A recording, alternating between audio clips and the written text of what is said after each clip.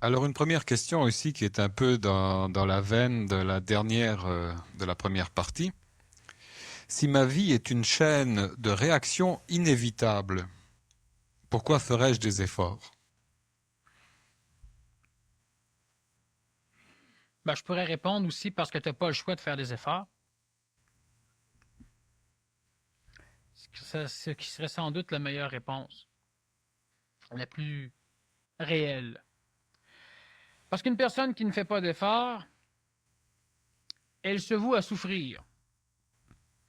Et elle devra automatiquement faire des efforts pour ne plus souffrir. Et il y a toujours des mécanismes à l'intérieur de l'être humain parce que l'être humain planétaire est manipulé par son esprit. Et l'esprit n'est pas manipulé dans le sens où l'être humain pourrait le voir ou le concevoir. Alors, ce qui fait que lorsque le corps physique, lorsque le corps vital, le corps astral, le corps psychologique, le corps mental s'effoire dans un coin et ne veut rien faire, il y a une raison d'être de l'humain sur la planète Terre et ce n'est pas de vivre heureux. L'être humain n'est pas sur la planète pour être heureux. Sinon, ça ferait belle lurette qu'il le serait heureux. L'être humain n'est pas sur la Terre pour être en paix. Ça ferait belle lurette qu'il serait en paix. L'être humain n'est pas sur la Terre non plus pour s'effoirer quelque part et rien faire. Parce que c'est ce qu'il ferait. Il essaye de le faire. On a toujours eu des humains dans toutes les formes d'humanité qui ont essayé. Certains apparemment réussissent. Réussissent pas grand-chose. Alors, ce qui fait que non, en fin de compte, l'être humain n'est pas sur la planète ni pour être heureux, il peut l'être. Il n'est pas là pour ça. Ni pour être en paix, il peut l'être, mais il n'est pas là pour ça. Dernièrement, je disais que l'âme de l'humain, son âme, n'évolue pas. Elle n'a pas pour fonction sur le plan planétaire d'évoluer. Et c'est pourquoi, après 3 ou 4 ou 5 ou 10 000 années, l'être humain reste comme tel au niveau psychologique, au niveau amique, le même être humain. Alors il a les mêmes peurs, il souffre de la même façon, il a les mêmes guerres, il fonctionne de la même façon. Il ne peut pas évoluer au niveau de l'âme, comme il ne peut pas s'effoirer au niveau de l'âme. Parce que c'est l'âme qui voudrait s'effoirer, c'est l'âme qui, à un moment donné, la psychologie, qui, à un moment donné, aimerait ne rien faire. Si je ne peux pas prendre de décision, alors je ne fais rien. C'est une décision que tu penses avoir prise. Mais ne pouvant pas prendre de décision, tu ne peux même pas décider de ne rien faire. Tu vas réagir à ne rien faire. Et ne faisant rien, tu fais partie d'un cadre écologique qui va servir d'outil pour permettre à d'autres d'arriver. Et lorsque les autres auront arrivé à se placer dans leur énergie, lentement, ils vont transformer le cadre dans lequel tu vis et ils vont, eux autres aussi, à un moment donné, t'obliger à te brancher dans ton énergie. Si la vie est une chaîne de réactions inévitables, pourquoi ferais-je des efforts? C'est ce qu'il faut comprendre.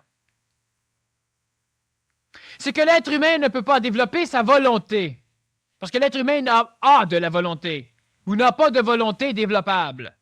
Alors automatiquement, l'être humain qui est assis et qui va dire tout est une chaîne de choses délimitées, prédéterminées.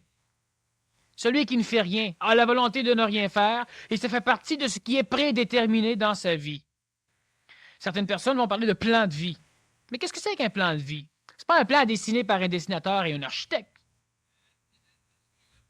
Le plan de vie, c'est simplement le cadre écologique dans lequel vous êtes placé. C'est ça qui constitue votre plan de vie. Alors, si à un moment donné, votre plan de vie, c'est d'être dans l'armée, vous ne pourrez pas vous effoirer longtemps, il y aura quelqu'un qui va venir vous taper avec ses bottes. Alors, ce qui fait qu'une personne peut décider de rester, de ne plus rien faire, soit d'être sur l'assistance sociale lorsqu'elle pourrait travailler, tandis qu'un autre est dessus parce qu'elle n'a pas le choix, c'est pas pareil. La personne peut décider de ne rien faire, de s'attendre, de faire quoi? Elle fera quelque chose. Soit que par son ineptie, elle va instruire d'autres personnes à mieux régir un cadre social, de façon à ce qu'à un moment donné, ceux qui ont un autre plan de vie, ceux qui travaillent, par exemple, ne perdent pas toute leur énergie à dynamiser ou à faire vivre ceux qui ne veulent rien faire. Ils vont apprendre. C'est intelligent qu'il y ait des chômeurs. C'est intelligent qu'il y ait des assistés sociaux. C'est intelligent qu'il y en ait des perpétuels. C'est intelligent qu'il y en ait des, parce que c'est intelligent qu'ils le soient, utiles, parce qu'il y en a qui en ont besoin. Tout ça, c'est intelligent. Mais une personne qui, à un moment donné, commence, une personne, de toute façon, ceux qui sont venus ici ce soir ne peuvent pas poser une question comme ça parce qu'ils ne pourront jamais appliquer ça. La personne qui s'est déplacée ici ce soir, qui a réussi à forcer son corps physique à se déambuler jusqu'ici ce soir, avec une température comme on a dehors, c'est une personne qui ne peut pas s'empêcher de faire des efforts. Elle va peut-être dire, pour moi, ce n'est pas un effort, c'est facile. C'est évident, l'évolution, c'est facile. Il faut comprendre quelque chose. Lorsque vous voulez vous améliorer et que c'est difficile, c'est que vous n'êtes pas dans le bon chemin. Ça ne veut pas dire que vous ne devez pas vous améliorer. Ça veut dire que de la façon dont vous employez n'est pas bonne. C'est ça que ça veut dire. Si vous voulez évoluer, que vous avez de la difficulté, c'est-à-dire que lorsque c'est souffrant, lorsque c'est difficile, vous n'évoluez pas de la bonne façon. Parce que l'évolution, c'est facile. Si vous vivez et que vous avez des problèmes, des souffrances, c'est que vous ne vivez pas de la bonne façon. L'être humain va dire, oui, mais c'est à cause que, c'est pas à cause que. Il y a une conséquence à ce que vous êtes et c'est vous. Vous ne vivez pas de la bonne façon. Vous n'êtes pas dans votre énergie. Ça veut dire quoi? Ça veut dire que vous n'êtes pas là où vous devriez être lorsque tout ce que vous demandez se trouve. Vous savez, à un moment donné, vous commandez des meubles et vous demandez, ça n'arrive jamais, on est trop paresseux pour faire ça, ou trop intelligent. Et vous dites au camionneur, tu vas tout décharger la cargaison de meubles que j'ai commandé sur le boulevard métropolitain au coin de Décarie, l'échangeur. Et moi, j'ai passé tout ramasser ça. Alors le marchand dit, parfait, alors je livre tout ça là, mais ça ne te coûte rien. Il va dire, c'est un luxe de voir un gars faire ça. C'est gratuit, je finance ton exploit. Alors vous prenez métropolitain, vous dirigez vers Décarie, et puis c'est plein de trafic. C'est plein de trafic. Ça roule plus. Alors vous chialez. Vous gueulez. Vous auriez dû faire livrer ça à une autre heure. Non, c'est vos meubles qui créent le trafic. Fait qu'à n'importe quelle heure, une cargaison de meubles sur le métropolitain, ça crée du trafic. Vous pouvez essayer, ceux qui ont des commerces de meubles, vous allez voir, ça crée du trafic. Alors, à un moment donné, vous dites, parce qu'il y a trop de trafic, mais que vous ne comprenez pas la conséquence de ce qui se passe. Alors, vous dites, moi, je prends la crémazie, je prends la boîte de service, puis là, je m'en vais jusque là-bas. Mais quand on donne rendez-vous à quelqu'un, puis qu'on ne fixe pas précisément, puis qu'on ne s'organise pas pour être dans ce qu'on a fixé, souvent, on ne le trouve pas. Il n'est pas à bonne heure, ben non, il n'est pas au bon restaurant, ben non, il n'est pas le bon journal. Hein? Bon. Alors, à un moment donné, prenant la voie de service, on se ramasse sous l'échangeur, on cherche comment, on monte sur des carrés, on s'en va vers le sud, on passe, on revient, puis on ne trouve pas les meubles. Parce qu'on a décidé, à un moment donné, de prendre une décision apparente où on veut coordonner nous-mêmes l'évolution de ce qui est programmé. La vie, c'est facile. J'ai déjà expliqué l'exemple du pissenlit. Non, c'était pas toi, c'est Jacques qui était là. J'ai passé d'autres intervieweurs parce qu'à un moment donné, ils s'usent. Bon. Je dis ça parce que mes 3 intervieweurs sont ici présents ce soir. Qui vivra verra. Eh oui. Alors, à un moment donné, l'être humain, il est comme un pissenlit. Je répète parce que c'est très, très bien. Il est comme un pissenlit, l'être humain. Alors, lorsque l'on regarde un pissenlit et que l'on voit une petite tige verte avec une petite bouboule verte, on dit c'est un pissenlit. Et lorsqu'à un moment donné, on voit une tige verte avec une grosse fleur jaune, on dit c'est un pissenlit. Et lorsqu'on voit une tige verte avec une grosse boule blanche, on dit c'est un pissenlit. Lequel est un pissenlit? Or, qu'est-ce que c'est un être humain? C'est tout ça. Un pissenlit, c'est tout ça. On ne peut pas connaître l'être humain en le regardant tel qu'il est si on ne le voit pas cosmiquement. Lorsque l'être humain décide quelque chose, lorsque le pissenlit qui vient au monde se dit « Tiens, il y a une grosse boule verte, fait que je vais être comme lui. » Alors il pousse, puis il arrive qu'une grosse boule verte, puis l'autre toute jaune. Fait que là, il pousse, il devient tout jaune, l'autre tout blanc. Alors il pousse, il devient tout blanc, l'autre il n'est plus là. Des petits bouts secs. Pourquoi? Parce que justement, il n'arrive pas à concevoir ce qu'est son plan de vie. C'est juste au plan de vie des autres. Lorsque les meubles sont sur le métropolitain, la vie est facile, tu suis ton chemin, c'est parfait. Parce que l'être humain a le concept de comment ça devrait être. Il essaie d'embarquer de ce qu'il conceptualise, il essaie de vivre ce qui devrait être. Alors que la facilité se trouve dans ce qui est et non pas dans ce qui pourrait être. C'est ça le problème. Qu'une personne veuille faire des efforts ou non, moi, présentement, je parle ici en avant. Je ne fais aucun effort. Et justement, quand je me répète, je sais que je me répète, puis ça me fait bizarre. Habituellement, je ne me répète pas. Ou dans d'autres mots, tout à fait différents. Parce que c'est facile.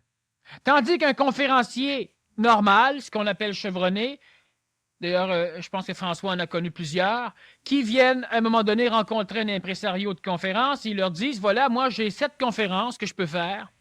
Alors voici les sujets et les titres, alors si une de ceux-là vous intéresse, vous m'appelez. N'est-ce pas? Ou encore 2, parce qu'il y en a qui ont 2 conférences, il y en a qui n'ont juste une. Ils l'ont appris par cœur, c'est un texte parfait, ils ont une conférence, ils veulent faire le tour de la planète avec. D'ailleurs, ils n'ont pas le choix parce qu'ils ne peuvent pas rester bien longtemps à la même place. Alors, ce qui arrive, c'est que pour eux, c'est difficile parce qu'ils ne sont pas dans ce qu'ils devraient être. Tandis que moi, ça fait au-dessus de peut-être 300 conférences que je vais faire, dont 206 peut-être au niveau des vendredis, plus les symposiums, plus les conférences spéciales du mois, plus les sorties à l'extérieur. Et je ne me prépare pas, c'est facile. Je ne souffre pas, c'est facile. Et l'évolution, c'est facile. À un moment donné, vous ne faites plus d'efforts dans le sens psychologique, mais vous vous améliorez dans le sens de l'intelligence. Vous vous en rendez même pas compte. Mais celui qui, à un moment donné, essaie d'évoluer ou de s'améliorer, il a de la souffrance ou il a de la difficulté, c'est tough. Tu fumes, tu vas arrêter de fumer, puis c'est dur en maudit, hein? Ben, continue donc à fumer. C'est pas le temps d'arrêter de fumer. Pas le temps. Parce que tu as déjà un conflit avec ton bout de papier, avec ta robe de foin, puis à un moment donné, tu te crées un conflit en dedans en plus. Je n'appelle pas ça de l'évolution, de l'amélioration. Fait qu'au lieu d'avoir un problème, tu en as 2. Quand c'est pas 3, quand tu rajoutes pas de culpabilité en plus à l'intérieur de ça. Puis quand tu te maudis pas, puis quand tu te mets pas en colère contre le fait que tu fumes, puis tu fumes pour te replacer après. Non, c'est pas le temps. Il y a d'autres choses que c'est le temps. Qu'est-ce qui est facile au niveau de votre changement? Commençons par ça. Commençons pas par ce qui est difficile. L'orgueilleuse veut commencer par ce qui est difficile parce qu'elle a l'impression que changeant ce qui est difficile, là, elle change. Mais non. Parce que changer un point difficile, c'est un point à changer. Changer un point facile, c'est un point à changer. Sauf que quand on change les points faciles, le point difficile devient facile à un moment donné. Alors, tout est relié et celui qui pose une question comme ça ici n'a même pas le choix de décider. De toute façon, c'est une personne qui déjà fait peut-être pas ce qu'elle appelle des efforts, mais elle va travailler. Si elle ne travaille pas présentement, à un moment donné, elle va découvrir l'intelligence. Parce que la dépendance face à autrui ne permet pas de faire tout ce qu'on veut faire. Et c'est facile de trouver un emploi quand on s'en va dans la bonne place et quand on a une raison intelligente d'en trouver une et quand c'est le temps. On pourrait d'ailleurs passer le reste de la soirée à répondre juste à cette question-là, fait que je vais te laisser aller avec les autres, là. Mais une chose qui est certaine, si votre évolution est difficile, cherchez ailleurs, il y a quelque chose qui ne va pas. Ça ne veut pas dire de changer d'école, de changer d'église, de changer... Non, il y a quelque chose qui ne va pas. Trouvez-le et changez-le. Commencez par ce qui crée le problème en général. C'est la conséquence de votre vie, c'est vous. On prend un papier et on fait juste ce que j'ai fait. Ah, il y a bien d'autres moyens, mais c'en est un qui est facile. Essayez-le, vous allez trouver ça comique au bout. Et le jeu de vérité, celui où ce que vous fermez, puis tout le monde vous dit vos 4 vérités, c'est intéressant. Tu risques de perdre aussi tous tes amis. C'était pas des amis, ça. Peut-être ils veulent te rendre service, ils sont bien intentionnés. Mais pour ce Je jeu-là... sais pas comment tu le prends. Oui, mais c'est pas grave. Pour ce jeu-là, pour que ce soit réellement efficace, il faut que tu commences à donner les vérités aux autres, les autres les disent. Et par après, tu recommences. Parce que souvent, ce qui va arriver, c'est ce que tu vas dire aux autres, une projection de toi. L'autre va dire, ben oui, non, je suis pas comme ça. Mais observez celui qui vous parle, mais dites rien pour l'instant. Puis après ça, vous irez dire une autre fois un tour de vérité. Parce que là, vous allez peut-être en découvrir sur la façon dont il va vous expliquer ce que vous êtes vous. Et puis après ça, vous vous répartissez chacun dans une pièce séparée. Puis là, il faut juste vous demander est-ce que c'est vrai. Défendez-vous face à vous, pas face aux autres. Parce que face aux autres, on n'arrivera jamais à un résultat. Et puis là, tout ce qu'on va décider orgueilleusement que c'est faux, c'est pas grave. Il y a des points qu'on va être capable de voir déjà. Il y a tout un travail qu'on peut faire là-dessus qui est réellement intéressant. Puis qui est facile. Ne demande même pas d'effort. L'espoir, la remise dans les mains du hasard de notre futur, cela ne vient-il pas du désespoir de ne pouvoir résoudre dans le présent le conflit entre le pour et le contre, le conflit entre les divers stimulus? Oui. S'il n'y a pas d'action réelle, on n'a pas à prévoir les conséquences des actes. Donc pourquoi dire être conséquentiel? Bon. Parce que la simple raison, même s'il n'y a pas d'action réelle, c'est qu'il y a différentes façons de réagir. Et ce qui fait qu'une personne réagit d'une façon plutôt que d'une autre, c'est la faculté qu'elle aura de se placer dans le courant d'une façon plutôt que d'une autre. Cela veut dire que ce soir, je fais une conférence. Alors, toutes les données que je donne sont amalgamées de façon particulière chez vous. Celui qui a trop d'ego ne changera pas. Celui qui en a un peu moins peut changer. Exactement comme si on prend une graine et on la met sur de la roche. Ça ne pousse pas. Ça ne peut pas pousser plus. Moi, je n'ai pas comme vertu de changer l'humain. Absolument pas. Moi, je parle parce que je m'instruis et il y a des personnes qui viennent et qui, à un moment donné, eux aussi sont une terre, disons, aussi propice que moi à ce que je vais dire. Parce que je m'instruis. Comme vous instruisez. Alors, ce qui arrive, c'est qu'une personne, pourquoi prévoir les conséquences de ses actes? C'est qu'il vient à un moment donné où on est capable, et ça, c'est une réaction. Eh oui, de voir les choses puis de voir où il y a facilité. Exactement comme si on dirait, pourquoi avoir des yeux si de toute façon, on doit expérimenter une solution? Bien, une personne peut dire, moi je réagis, alors j'ai pas besoin de Dieu, tu sais, quand on rentré dans un mur, à un moment donné, m'a fini par trouver la porte, j'ai pas besoin d'avoir Dieu. C'est vrai, tout à fait vrai. Mais si à un moment donné, elle a des yeux, elle réagit encore, mais à une vision nouvelle du monde. Et là, elle voit le trou. Elle réagit encore, sauf qu'elle ne souffre plus. Alors, ce que je fais au niveau d'une conférence, bien évidemment, les personnes qui trouvent à un moment donné, qui viennent me voir et me disent « C'était pas mal bon à soir. Moi, je n'étais pas bon. » Eux autres étaient prêts à recevoir ce que j'ai dit. Une autre personne est au-delà de ce que je dis, une autre personne est en delà de ce que je dis. Et c'est tout. Alors, pourquoi prévoir? On ne prévoit pas. À un moment donné, vibratoirement, on sait avant. C'est un mécanisme relativement nouveau chez l'être ancien qui peut être, on pourrait prendre comme exemple l'idée de toucher et l'idée de voir, parce que la vision, c'est un toucher à distance. Quand je regarde, je touche à distance les objets et les choses et les personnes. J'appelle ça voir. Je touche par l'intermédiaire des photons lumineux, de la lumière, la distance. Je peux aussi toucher par les molécules organiques de mon corps un verre. Je touche le verre, je le perçois, j'en ai une idée. Le fait d'être capable, non pas de prévoir, de pressentir, de prescientir pour être précis, de savoir avant d'expérimenter, c'est un peu comme toucher avec les yeux. Alors l'être humain, il est dans un endroit où il a l'espoir du demain. L'espoir du demain, c'est effectivement la création d'un monde nouveau parce qu'on n'arrive pas parce que l'espoir du passé, ne se voyant pas accrédité dans le présent, ce qui crée le désespoir de la question de tout à l'heure, alors on poursuit dans l'avenir. Si je ne l'ai pas eu, ben moi l'avoir. En fin de compte, paf, je ne l'ai pas eu, ben moi l'avoir.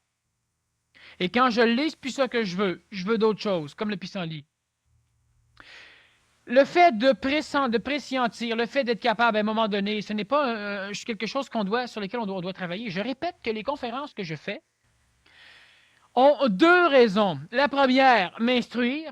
Lorsque je n'apprendrai plus en parlant, je ne parlerai plus. Et la deuxième, c'est juste de donner de l'information et non pas de transformer l'humain. Parce que l'humain se transforme seul. Vous n'avez pas besoin de maître pour vous transformer. Sauf que l'expérience que vous n'avez pas encore et que moi je peux vivre, si je la communique par la parole, elle finit par être mémorisée chez vous. Chez certains, ça sert à quelque chose. Pourquoi? Parce qu'ils le vivent déjà. Et chez d'autres, ça ne sert à rien. Mais vous vous transformez. Alors, à un moment donné, vous allez vivre quelque chose chez vous qui va vous faire peur ou qui va vous faire penser que vous êtes fou ou anormaux. Et ça sera vrai. Mais pas une folie dangereuse. Et lorsqu'on a l'information, qu'est-ce qui se passe chez moi? Là? Tout d'un coup, qu'est-ce qui se passe?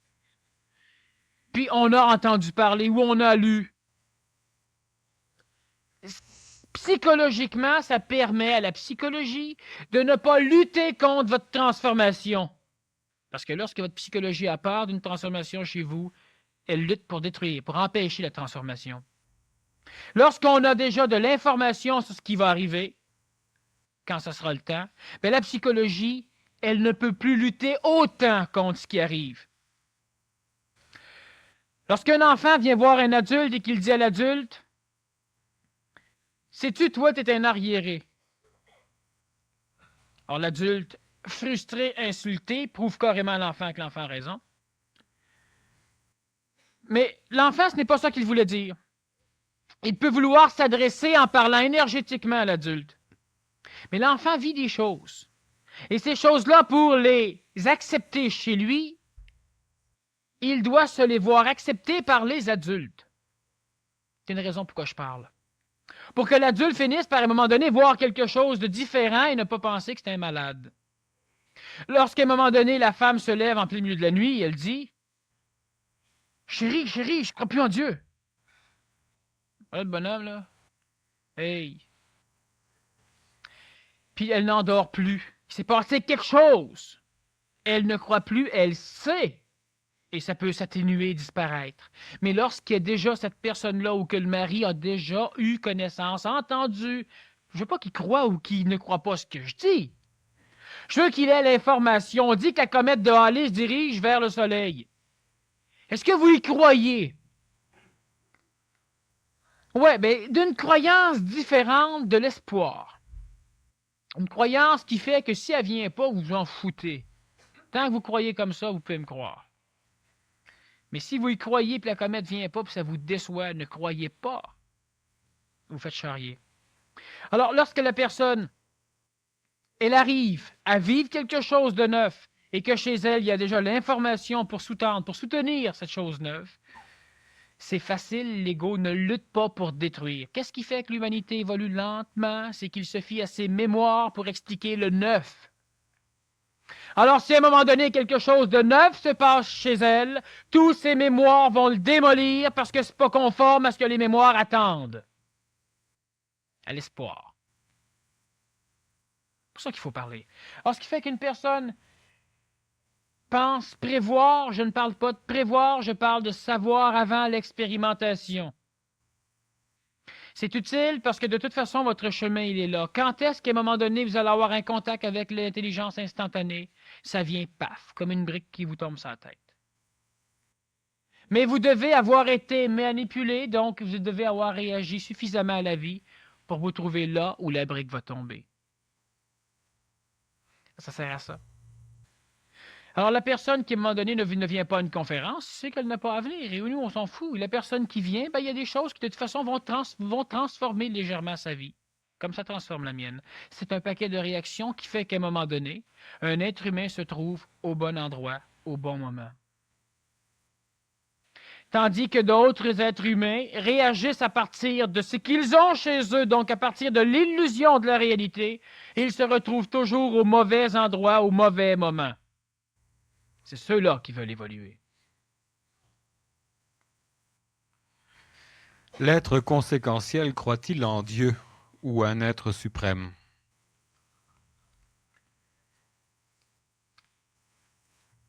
Non. L'être conséquentiel n'a de compte que la séquentialité. Il ne croit pas en Dieu ou en un être suprême. Ça ne veut pas dire que ceux qui croient en Dieu ou en un être suprême sont cons, là. C'est interprété. Non. L'être ancien croit en Dieu ou en un être suprême. Disons que c'est le même phénomène. L'être nouveau ne croit pas parce qu'il sait. C'est quelque chose qui est difficile à comprendre parce que l'être ancien, lorsqu'on dit « je ne crois pas en Dieu », ça veut tout dire. Mais lorsque le Nazaréen venait sur la planète et disait « je sais », les pharisiens disaient « il ne croit pas ». C'est un impie, c'est un infidèle, c'est un blasphémateur, ça veut tout dire. Ils ne l'ont pas cru, ils l'ont crucifié. Pas pareil. Une croyance exagérée en leur concept. Alors non, le Nazaréen ne croyait pas en Dieu. Et moi, je ne crois pas en Dieu non plus, ni en un être suprême. L'être conséquentiel connaît les conséquences de la croyance. Vous croyez en Dieu. Ceux qui croient en Dieu peuvent-ils me décrire ce Dieu? Ceux qui peuvent le décrire, ce Dieu, si un jour ils rencontrent Dieu, ils ne le reconnaîtront sans doute pas. Et ceux qui ne peuvent pas le décrire, à quoi ils croient? Pour croire en quelque chose, il faut avoir une délimitation consciente. C'est de l'énergie totale. Ah bon, tu crois en des mots, parce que tu ne sais même pas ce que ça veut dire de l'énergie totale. C'est l'univers total, c'est l'univers, c'est des mots. Parce que l'être humain n'a même pas dans sa conscience limitée la faculté de prendre connaissance de l'infini. Alors l'être humain dit que Dieu est partout et que Dieu est parfait, et l'être humain refuse ou de temps en temps hésite à dire que Dieu est dans lui, alors que moi je sais. Et lorsque moi je sais, si je dis que Dieu est dans moi, ça en fait frémir quelques-uns. Pourtant, si je dis Dieu est dans nous tous, tout le monde est d'accord. Mais c'est quoi la différence? S'il est dans nous tous, il est dans moi, alors Dieu est dans moi. Ah ouais, mais là, c'est expliqué différemment. Non! C'est que vous expliquez différemment ce que vous vouliez comprendre de ce que j'ai dit. J'ai dit une vérité ou une réalité. L'être suprême, il est dans moi. Et pour que ce soit accepté, je dois dire l'être suprême, il est dans vous. Et là, c'est mieux. Encore que beaucoup d'humains n'acceptent pas ça. Alors Dieu, il est partout, mais il n'est pas dans l'homme. Il n'est pas partout. Il faut s'entendre. Dieu, il est parfait, donc l'homme est parfait, parce que si Dieu est parfait et que Dieu est partout, tout est parfait. Mais l'homme n'est pas parfait, Dieu est partout. En quoi vous croyez? Ce ne sont pas des jeux de mots, c'est hautement théologique. En quoi l'homme croit? La femme croit-elle? L'être conséquentiel ou l'être nouveau ne croit pas. Il sait. Mais cette question, pour être intelligemment répondue, ne fait pas partie du cadre de la conférence de ce soir où l'on travaille sur l'être humain, sur vous pour commencer, parce qu'à un moment donné, votre petit ego, votre petit vous, votre être psychologique va apprendre à se mettre à genoux devant votre esprit. À un moment donné, c'est ce qui va arriver. Et lorsque l'antique religion dit que l'être humain doit être humble devant son Dieu, c'est ce que ça veut dire. Et lorsque l'être humain doit craindre son Dieu, c'est ce que ça veut dire. Craindre, pas en avoir peur, le respecter. Il ne faut pas avoir peur d'un Dieu. Un Dieu épeurant, on appelle ça un démon. Alors, tout ce que l'antique religion enseigne, et ce que les prêtres prêchent aujourd'hui, c'est vrai. C'est vrai, mais ça s'adresse à l'ego de l'être humain, ça s'adresse à l'homme psychologique, à l'homme terrestre, à l'être humain terrestre. Ça ne s'adresse pas à l'être humain extraterrestre. Ça ne s'adresse pas à l'esprit de l'humain. Ça ne s'adresse pas à l'esprit de l'humain parce que c'est l'esprit de l'humain qui s'adresse au prêtre pour que lui s'instruise l'ego. À un moment donné, moi, j'ai su psychologiquement me mettre à genoux devant mon esprit. Et lorsque égoïquement je ne suis pas présent, mon esprit peut s'exprimer, ce qui frustre la majorité des êtres anciens. Parce qu'ils espèrent tous un jour y arriver. Mais ils ne veulent pas que personne y arrive avant eux, par exemple. On ne veut pas. Et ça fait mal. Si ça fait mal, c'est parce que vous pensez mal. C'est pour ça que ça ne va pas. À un moment donné, l'énergie supramentale ou l'Esprit Saint ou l'intelligence spontanée, l'intelligence active, finit par rejoindre son être humain.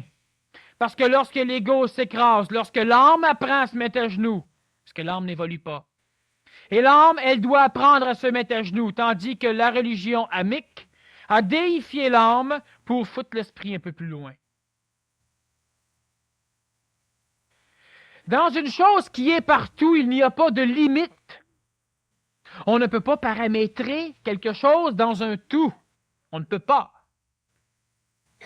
Alors, donc, si il y a quelque chose d'existant dans le tout, c'est qu'il est exclu du tout, de par son existence même. Alors, on peut dire, cette chose, elle existe par rapport au reste. Et si elle existe par rapport au reste, c'est qu'elle n'est pas le reste. Le chien est un chien comparé à l'humain parce qu'il n'est pas un humain. Alors, lorsque l'être humain, dans son évolution, avec son âme, qui veut être sauvé ou etc., veut garder l'âme, veut faire évoluer l'âme, ben il ne peut pas être ce qu'il doit être, il ne peut même pas rejoindre Dieu. Au pire, il peut s'asseoir à sa droite ou à sa gauche, à la droite ou à la gauche de partout. Et cette âme ne peut pas arriver à être ce Dieu, parce que pour être ce Dieu, il faudra qu'elle soit plus une âme. Exactement comme si vous voulez être mieux que vous êtes, vous allez devoir accepter de ne plus être ce que vous êtes. Vous n'aurez pas le choix. Vous ne pouvez pas être ce que vous êtes en voulant être autre chose. C'est impossible. Croire en Dieu, non. Il vient un temps où l'on sait. Il vient un temps où l'on est sûr d'être sûr de savoir. Où l'on est sûr d'être sûr d'être sûr. Pas psychologiquement. Pas émotivement. Pas parce qu'on en a besoin. Pas pour ces raisons-là. Tandis qu'à un moment donné, un humain est convaincu qu'il a raison. Et si on dit qu'il a tort, il se défend. Il ne peut pas avoir raison. Parce que lorsqu'on est sûr, on n'a pas besoin de convertir autrui pour se convaincre nous. Il y a une subtilité monstrueuse entre celui qui pense savoir et celui qui sait. L'ego, l'orgueil.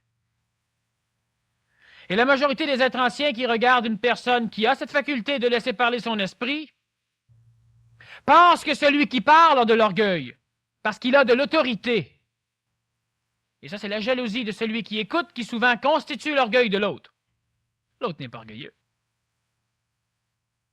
Exactement comme si je dis, Dieu est en moi. Il est orgueilleux en vache. Et Dieu est dans tout vous. Ah, c'est correct, il n'est pas orgueilleux, il est correct. C'est les oreilles qui créent l'orgueil, pas la bouche.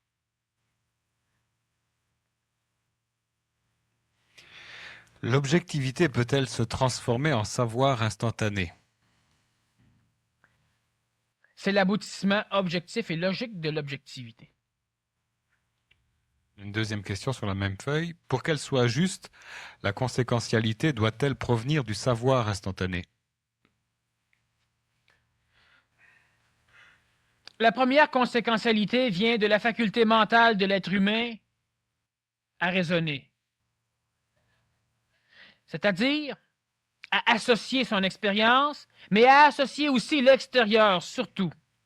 Lorsque l'être humain devient totalement conséquentiel, sans être lié à l'intelligence active, à l'intelligence spontanée, c'est qu'il est capable de vivre en fonction de l'association de tous les données extérieures, et non plus en fonction du mélange entre l'association des mémoires et l'association extérieure. Écoutez bien ceci. Lorsqu'un être humain se sert de ses mémoires qu'il associe pour expliquer le présent, c'est un être humain hautement émotif, hautement psychologique, qui n'arrivera pas à s'en sortir tout de suite. Lorsque l'être humain chemine un peu plus, l'évolution, ses réactions et tous ses mécanismes finissent par faire en sorte qu'il est capable maintenant d'associer des points à l'extérieur, associer des points à l'intérieur, son expérience, et essayer d'associer les deux. Lorsque l'intellect n'a pas de puissance, l'association ne marche pas, l'ego, la mémoire, la psychologie, l'âme, l'astral refuse ce qu'il a vu à l'extérieur, la réalité, et essaie encore d'étendre son pouvoir à l'extérieur, ce qui ne fonctionne pas. Lorsque l'intellect prend un peu plus de pouvoir, lorsque l'énergie mentale naissante prend un peu plus de pouvoir, alors la personne, elle rentre dans une phase de lutte. Elle s'approche d'une phase qu'on peut appeler la souffrance mentale. Alors la personne, elle fait une association émotive intérieure, mémorielle, et là, elle veut quelque chose. Elle fait une association des mécanismes extérieurs, l'événement qu'elle perçoit, mentalement, et elle dit, ce que je veux, c'est pas ça. Bon, alors il y aura une lutte entre les deux. Dans le début, l'ego gagne. À un moment donné, le mental prend le dessus. La personne commence à être efficace, écologique, intelligente. Plus cela va aller, plus la personne va dissocier son association de l'événement de la coloration de ses mémoires. Alors, il vient un temps où lorsque vous rencontrez un chien dans une ruelle, vous ne pensez pas qu'il peut être dangereux. Vous associez ce que vous percevez de lui, et c'est tout. Associant ce que vous percevez de lui, vous allez tout savoir de ce qu'il va faire. Alors, vous allez être capable d'agir de certaines façons. Vous réagissez par rapport au chien, évidemment. Si le chien ne serait pas là, vous ne feriez pas ça. Donc, vous allez être capable d'agir. Et au fur et à mesure que vous agissez, vous posez un pied en avant, vous percevez ce que le chien fait. Vous associez ce qui se passe dans le présent et non pas à vos mémoires. Ça vous libère de la peur, ça vous libère de l'angoisse, de la crainte, ça vous permet d'être totalement efficace. Et vous aurez sans doute contrôle facile sur le chien.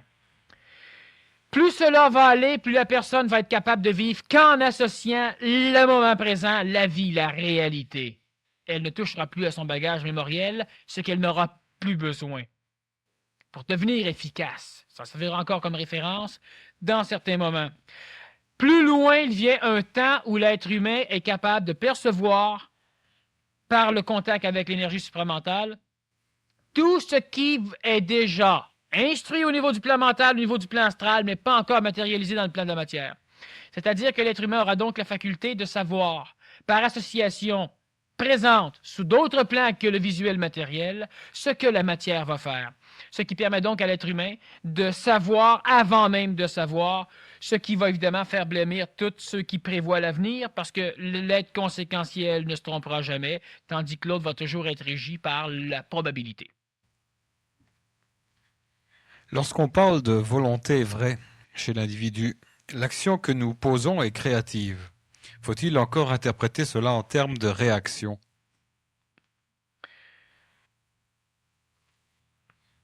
Bon, la volonté vraie,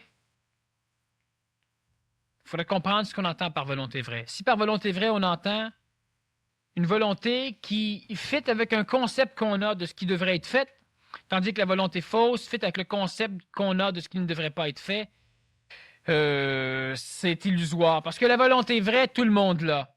J'ai déjà dit que celui qui fumait de la drogue avait la volonté de fumer de la drogue. Et celui qui n'en fumait pas avait la volonté de ne pas en fumer. Les deux avaient la même volonté. Parce que celui qui ne veut pas en fumer n'a pas la volonté d'en fumer. Donc, il n'y a pas de volonté. Celui qui en fume, il n'a pas volonté d'arrêter. Donc, il n'y a pas de volonté. Le paresseux a la volonté de rien faire et celui qui travaille a la volonté de travailler. C'est faux. Parce que demander à celui qui travaille de rien faire, il ne sera pas capable. Et demander à celui qui ne fait rien de travailler, il ne sera pas capable.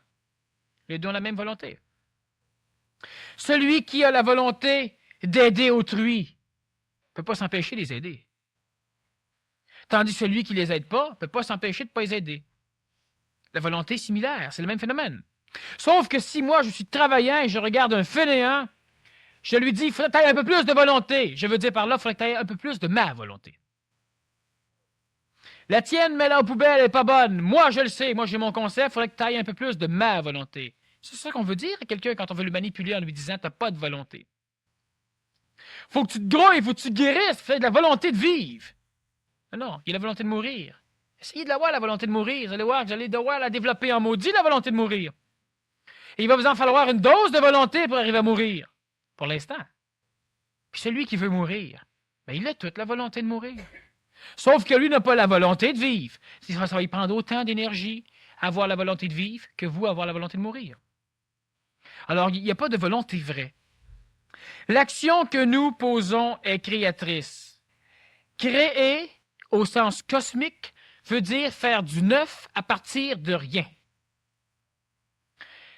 Inventer, transmuer, trouver,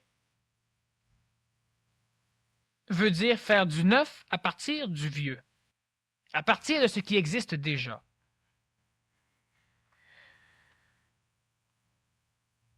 Alors, fait-il encore partie? Est-ce que cela est encore une réaction? Celui qui aurait une volonté vraie, tous les humains ont la même volonté, sauf qu'ils ne l'ont pas et qu'ils ne l'expriment pas tous de la même façon. Alors, on ne peut pas maudire quelqu'un qui n'exprime pas comme nous.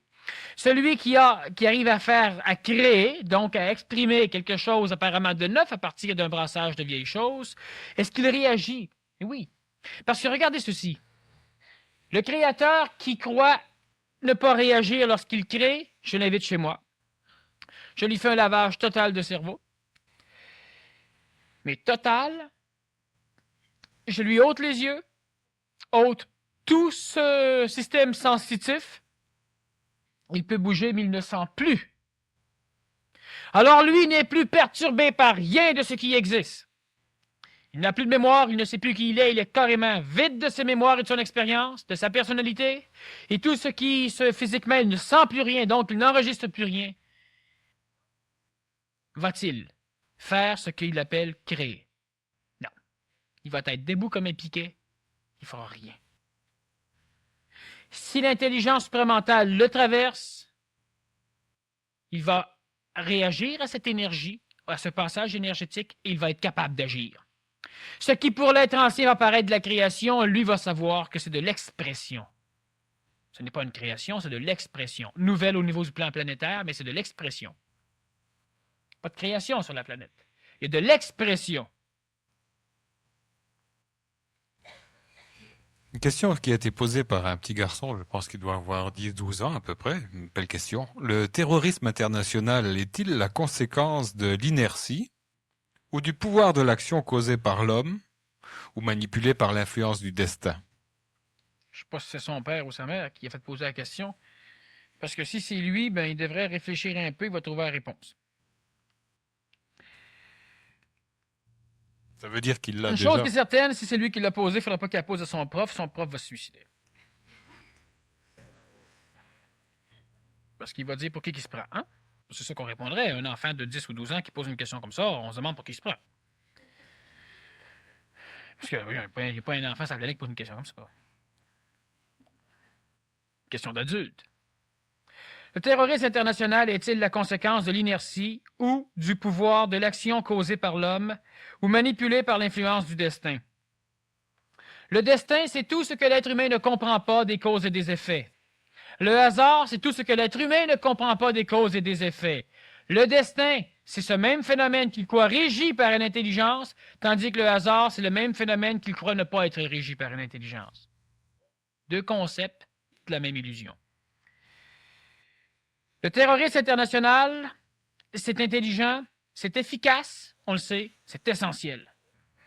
Le terrorisme international, il a une fonction planétaire, c'est de forcer l'Europe à s'unir. Parce que l'Europe, énergétiquement, ce n'est pas des pays, c'est une Terre. Une Terre qui a un rôle énergétique au niveau de l'évolution cosmique de la planète Terre. Et le terrorisme international, surtout européen, a pour fonction de forcer les pays alliés ou non européens, je ne parle pas évidemment des pays de l'Est, je parle de l'Europe, à s'allier. Ça sert à ça le terrorisme international.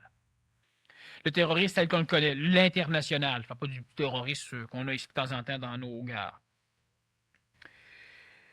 Est-ce que c'est la conséquence de l'inertie ou du pouvoir de l'action causée par l'homme? L'être humain est manipulé, l'être humain ne sait pas ce qu'il fait. Et c'est pourquoi il ne peut pas être condamnable. Si on parle de condamnation, alors je dis c'est pourquoi l'être humain est pardonnable. Parce qu'il ne sait pas ce qu'il fait. L'être humain n'étant pas conséquentiel ne peut pas savoir ce qu'il fait. L'inertie apparente de la psychologie de l'homme le pousse involontairement à croire que volontairement il décide soit de s'unir contre le terrorisme, soit de s'unir pour le terrorisme. L'humain ne décide pas, l'humain pense qu'il pense, l'humain est manipulé. Le terrorisme international, d'ailleurs, tout ce qui existe sur la planète a une raison intelligente. Tous ceux qui croient en Dieu ou en un être suprême, ne venez pas me dire que vous pensez qu'il y a des forces de mal qui luttent contre les forces divines, parce que si Dieu est partout, il y a un maudit problème chez lui. Il souffre d'un cancer, le mal.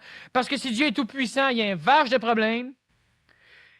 Tout ce qui se passe à l'échelle planétaire est quelque chose qui est permis par les lois mécaniques qui régissent même l'évolution planétaire. Tout ce qui se passe au niveau planétaire a une raison intelligente. Et si on me demande la raison intelligente de n'importe quoi à l'échelle planétaire, je vous la dirai. Ça a toujours une raison intelligente. La Deuxième Guerre mondiale avait une raison tout à fait écologique. La première, même chose. Le Premier Reich, même chose. Toutes les guerres qu'on a eues avaient des raisons écologiques. Que ce soit Alexandre, que ce soit Philippe, que ce soit tous ceux qu'on voudra amener. Tout ce qui se passe, les maladies, tout ce qui se passe a une raison intelligente et c'est permis. L'être humain qui ne comprend pas parce qu'il voit une partie localisée de sa conscience, ne voyant pas le reste, ou essayant d'inclure le reste dans ce qu'il conçoit dans sa conscience, pose des questions. Le terrorisme, félicitations. La lutte contre le terrorisme, félicitations. Ben oui. Il faut qu'on lutte contre le terrorisme. Imaginez-vous. Mais s'il n'y aurait pas de terroristes, il n'y aurait pas d'unification d'un paquet de nations pour lutter contre quelque chose. L'être humain s'allie lorsqu'il n'a pas la compréhension intelligente du travail en groupe. L'être humain s'allie par le désir d'assouvir sa sécurité. Juste pour ça. Alors, Kadhafi et les autres ont peur. Alors, ils s'unissent pour faire peur. Ceux qu'ils vont viser ont peur. Alors, ils vont s'unir pour détruire ce qui leur fait peur. L'être humain vit en société parce qu'il a peur. En société, se sent sécure. L'être humain n'a pas la faculté intelligente encore, l'être ancien, de comprendre l'intelligence de vivre en groupe. Travailler en groupe, ce n'est pas se collectiver au niveau de la conscience. Travailler en groupe, c'est diviser les efforts pour multiplier les résultats. C'est ça, travailler en groupe. Et tant que l'être humain n'a pas l'intelligence de comprendre le pourquoi du travail en groupe, alors il y aura des mécanismes intelligents qui le forceront toujours à s'unir. Jusqu'à un moment donné, on aura presque deux morceaux de planète unis d'un côté, unis de l'autre. Et un jour, il faudra qu'ils soient fusionnés par l'eau ou par le feu. Et l'être humain sera uni. Tous ceux qui se battent sont unis, pensent tous à la même chose. Le Big Bang est-il la seule action dans l'univers? Mais oui, il sait. Pourquoi il pose ça?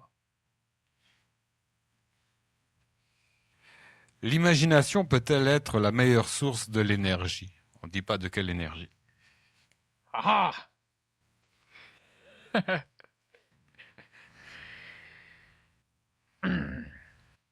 L'imagination peut-elle être la meilleure source de l'énergie? L'imagination, c'est fondamental chez l'être ancien parce que c'est ce qui va lui permettre, par faculté associative, d'arriver à constituer dans sa conscience limitée, sa conscience inconsciente, un univers qu'il ne peut pas toucher par sa conscience réelle. J'explique. L'imagination est ce qui vous permet de prendre connaissance de choses que vous ne connaissez pas. N'est-ce pas? Par contre, l'imagination ne peut pas être le reflet exact de la réalité. Il en est l'ombre. Alors, l'imagination amène à l'être humain la faculté d'avoir l'idée d'un Dieu, mais il ne peut pas connaître ce Dieu. La faculté d'un univers infini. L'univers est fini. Et à l'extérieur de l'univers fini, il y a rien qui n'existe pas. Ou il y a quelque chose d'inexistentiel. Mais ça encore, on va revenir à un moment donné plus tard sur ce mécanisme. L'imagination permet à l'être humain d'imaginer une paix qu'il ne connaît pas. Et cette imagination de paix le met en contact avec une possibilité. Imaginer Dieu, c'est connaître un peu ce Dieu, mais le colorer par ce qu'on a comme expérience. Imaginer une paix, c'est créer une paix, c'est connaître un peu la paix, parce que imaginer la paix, ça amène la paix chez soi, mais d'une façon qui n'est pas en rapport avec la réalité. Alors l'imagination est la faculté permise à l'être ancien qui est limité sur le plan planétaire parce qu'il était restrifié pour un rôle particulier, une expérience particulière. Et l'imagination permet à cet être humain-là de rester en contact avec quelque chose qui échappe à sa conscience. Alors, je suis tout à fait pour l'imagination. Sauf qu'on ne doit pas prendre son imagination comme étant une chose authentique.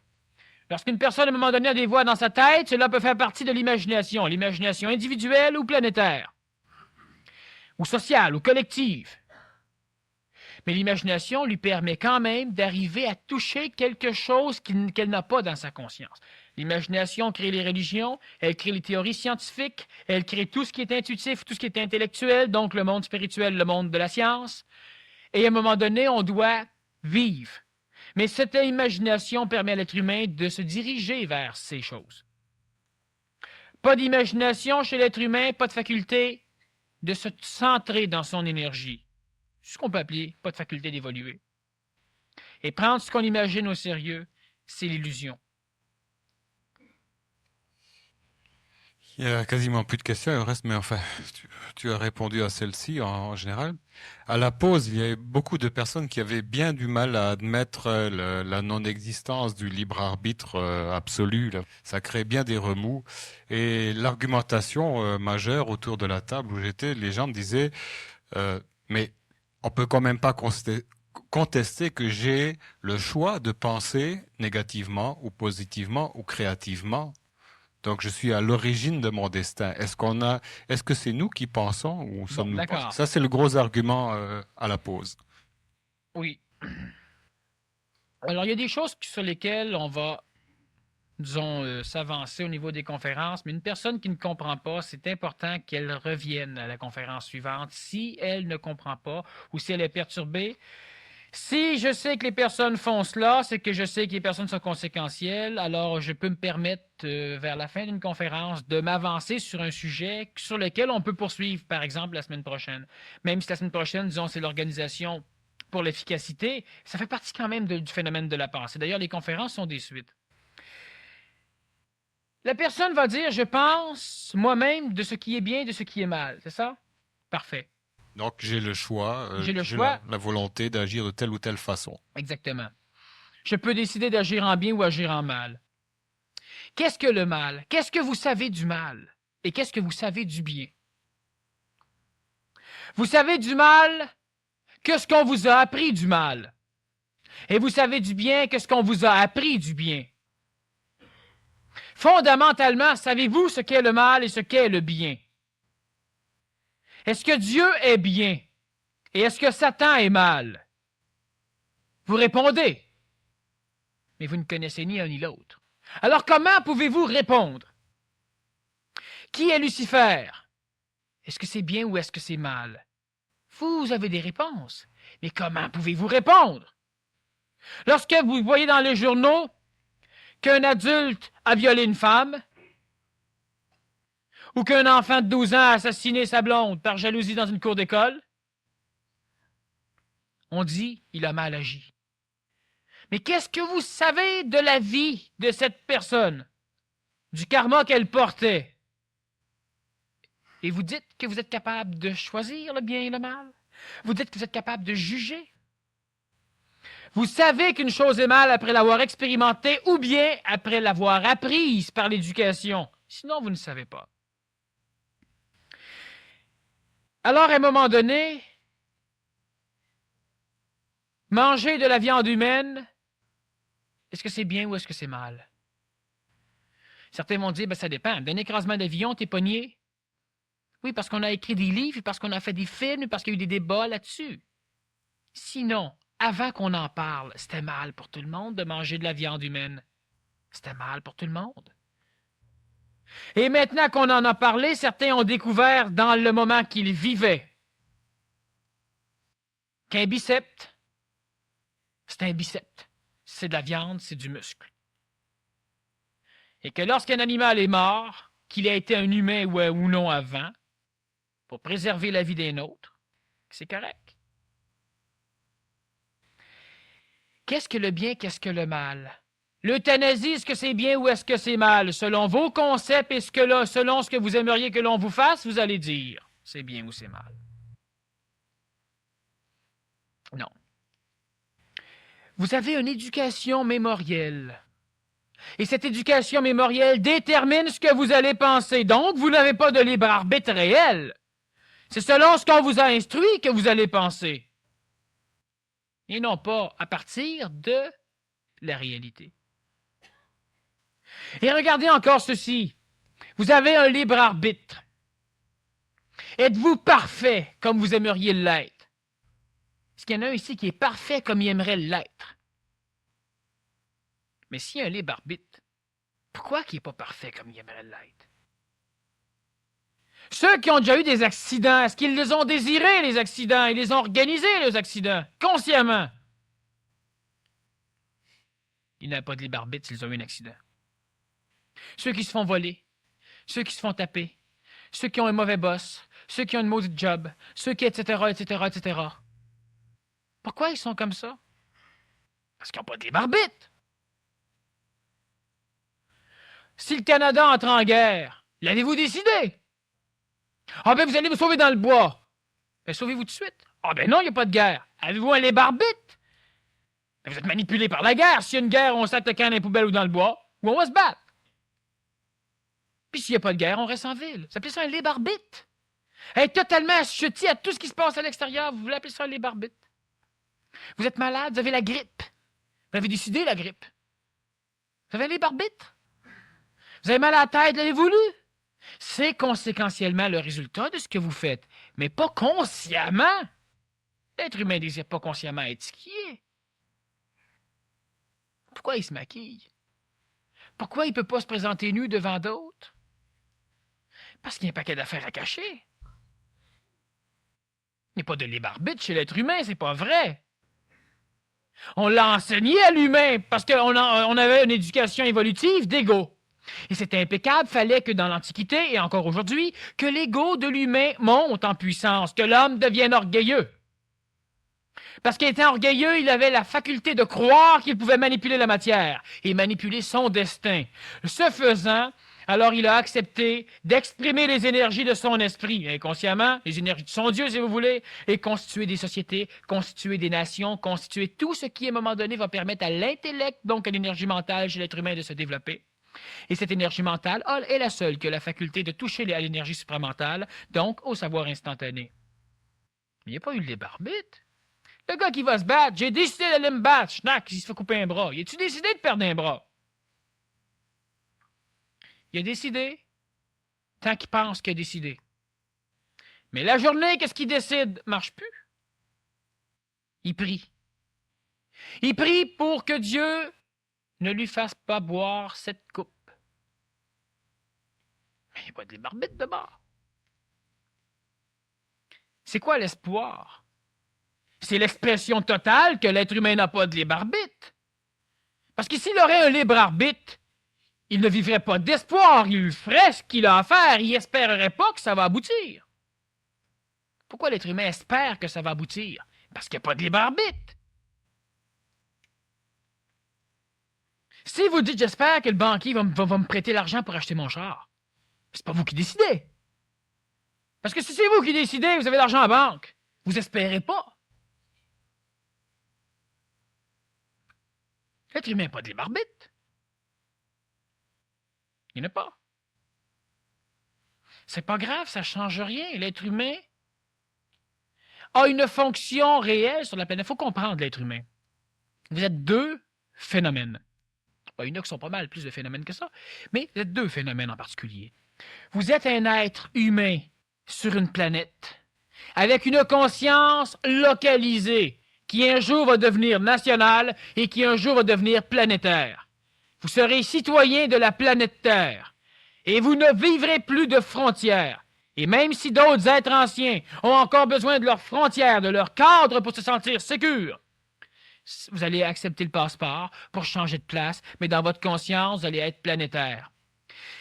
Rendu à ce niveau, vous allez devenir autre chose, parce qu'il y a une autre partie de vous que vous ignorez et que vous devez d'ignorer. Votre esprit, ce que vous êtes en réalité. Et cet esprit, que certains humains appellent Dieu, c'est ce que vous faites sur la planète Terre. Et pourquoi vous n'avez pas de contact avec votre esprit? Parce que présentement, vous n'êtes pas suffisamment terrestrifié. Vous n'avez pas suffisamment souffert, vous n'avez pas suffisamment eu d'orgueil, vous n'avez pas eu suffisamment mis de problèmes, vous n'avez pas suffisamment connu la Terre, que si vous auriez la connaissance de votre esprit, vous voudriez sacrer votre camp de la planète Terre. Le rôle de l'humain, ce n'est pas de sacrer son camp de la planète Terre, c'est de garder les deux pieds bien ancrés à terre pour aller chercher, pour aller placer sa tête au niveau de son esprit. Parce qu'il doit ramener la matière à la création. L'univers n'a pas été créé pour rien. Et l'être humain encore moins. Alors donc, celui qui est sur la planète, qui a un esprit localisé, mais pas des barbites, il est régi par ce qui vous régit par vous. Mais vous en tant qu'esprit, pas vous en tant que psychologie. C'est ça qui est la nuance. Alors, ce qui fait que l'être humain n'a pas de libre arbitre, dans sa conscience localisée planétaire, il n'en a pas. Son esprit vient parler quand le corps physique, quand l'être humain terrestrifié est prêt. Il sert de radio. L'esprit a un libre arbitre comparativement à ce qui est limité au niveau planétaire. Vous êtes libre. Vous avez choisi, pas vous psychologiquement, pas vous corporellement. Mais il y a quelque chose chez vous qui a choisi d'être ici. Et j'ai déjà dit aussi que pour que l'être humain daigne venir sur la planète, l'être humain a une importance, une utilité magistrale au niveau de tout l'univers. Pas un être déchu, l'être humain. On lui a dit qu'il était un être déchu, et on lui a dit aussi qu'il était un être qui devait payer sa peine pour qu'il accepte de rester. Tandis que la majorité des esprits n'ont pas daigné venir toucher la Terre, parce qu'il y a un danger magistral de mettre les pieds sur la planète, c'est qu'on peut prendre goût à la matière. Prenant goût à la matière, on ne veut plus retourner. L'être humain est là pour toucher la matière, pour la ramener avec lui. Donc, il doit rester sur la matière et il doit prendre goût du retour. Une partie de l'humain veut rester sur la terre, une partie de l'humain veut retourner vers Dieu. Tout ça doit se faire ensemble.